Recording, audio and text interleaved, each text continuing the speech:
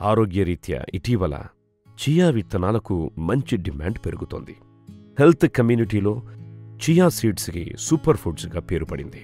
సులువుగా జీర్ణమవ్వడం, రెసిపీలలో ఎక్కువగా వాడే అవకాశం ఉండటం వల్ల కూడా ఇది ఎక్కువగా పాపులర్ అవుతోంది. మెక్సికోలో పుట్టిన ఈ ప్రాచీన చియా పంట దాని ఔషధ విలువలు, పోషక విలువల కారణంగా ప్రపంచవ్యాప్తంగా డిమాండ్ పెంచుకుంది. పూర్వం యుద్ధాల్లో సైనికులు ఎక్కువ దూరం పరిగెత్తడానికి, శక్తిని సమకూర్చుకోవడానికి చియాను ఆహారంగా తీసుకునేవారు. వారు దీనిని రన్నర్స్ ఫుడ్గా వ్యవహరించేవారట. అసలు మయన్ భాషలో చియా అంటే శక్తి అని అర్థం.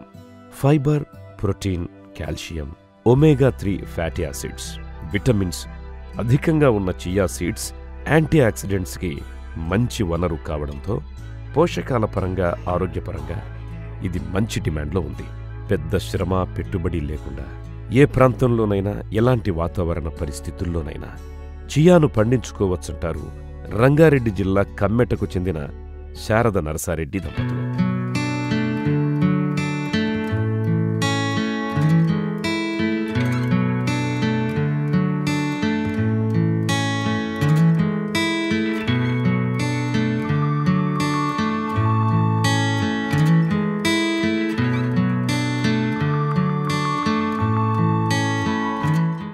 ఇది సబ్జా గింజ జాతి చెట్టు. ఇది చియా అని దీని పేరు. ఈయన ఆత్మ లక్ష్మణరావు తీసుకొని ఇచ్చాడు 50 గ్రామ్స్ మాకు. ఆ 50 గ్రామ్స్ వేసిన తర్వాత ఒక నారు పోసాము. నారు పోసి 21 డేస్కి పొలంలో నాటాము. ఒక 10 సెంట్స్ ఉంటుంది, దాంట్లో నాటాము. నాటిన తర్వాత ఒక 45 డేస్లో పువ్వు వచ్చింది. దాని తర్వాత ఇప్పుడు అంతా టోటల్ 90 డేస్ లోపల, 90 డేస్ అనుకోండి, 90 డేస్లో పంట వచ్చింది చేతికి. దానికి ఇంకేం చేయాలి, నాటాము అంతే, పొలంలో నాటాము మేము. కనీసం దీనికి ఏమి ఎరువులు వేయలేదు, ఏమీ వేయలేదు. ఓన్లీ మన జీవామృతం 2 సార్లు ఇచ్చాము. మళ్ళీ ఇంకేమి స్పెషల్గా సపరేట్గా మందులేం కొట్టలేదు దీనికి. స్ప్రే ఒకసారి 2 సార్లు స్ప్రే చేసాము, అది దశపత్రి కషాయం, వేరేది ఏం చేయలేదు.